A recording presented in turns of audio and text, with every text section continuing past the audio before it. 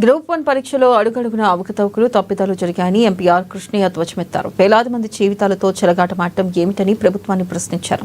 హైదరాబాద్లోని Basheerbagh press club జాతీయ BC సంక్షేమ సంఘం కన్వీనర్ గుజ్జు కృష్ణ ఆధ్వర్యంలో సమావేశాన్ని నిర్వహించారు. పరీక్షల కోసం చదువుకున్న సమర్థవంతులకు, నిజాయితీపరులకు మెరిట్ వచ్చిన వారికి అన్యాయం జరిగిందని, దీనిపై కోర్టు చారిత్రాత్మక తీర్పు చెప్పడం ప్రభుత్వానికి చెంపపెట్టులా అయిందని ఎద్దేవా చేశారు. ప్రభుత్వం వెంటనే సరిదిద్దుకుని పరీక్షలు నిర్వహించడానికి సన్నాహాలు పూర్తి చేయాలని డిమాండ్ చేశారు.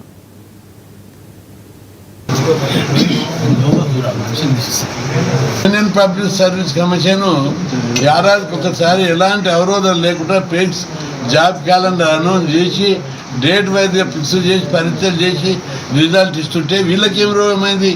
ఈడ నాంపల్లె కూర్చొని కూర్చుని తీసుకుంటా అంతా ఫైరవి చేసుకుంటా మొత్తం రాష్ట్రానికి గబ్బ పట్టిస్తున్నారు. పైరవికారులు, బ్రోకర్లు, అసమర్థులు అందులో మెంబర్లు అయ్యి దేశాన్ని, రాష్ట్రాన్ని బస్సు పట్టిస్తున్నారు.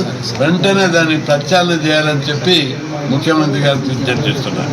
తప్పులు సర్వీస్ కమిషన్ చేయవచ్చు, కానీ తప్పులు ఎవరి మీద ఖాతాలో పడతాయి? ముఖ్యమంత్రి ఖాతాలో పడతాయి.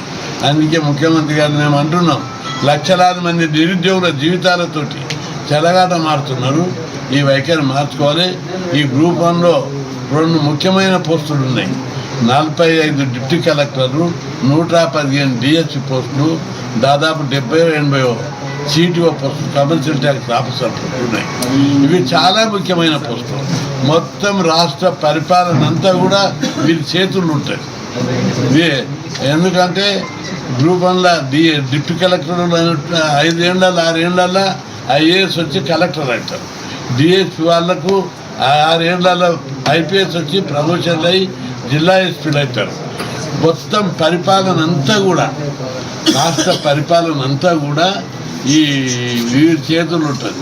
ఇంత ప్రాధాన్యత కలిగినటువంటి పోస్టుల్లో సమర్థవంతంగా, మెరిటోరియస్గా చాలా సమర్థులను నియమించవలసిన ఈ పోస్టులకు పైరవికారులు, బ్రోకర్లు, లంగాలు, దొంగలు, పైసల మూటలు తీసుకొని దందా చేసేటోళ్లకు ఇందులో ఎంపిక చేయాలని చెప్పి రాజకీయ జోక్యంతో భ్రష్టు పట్టించారు.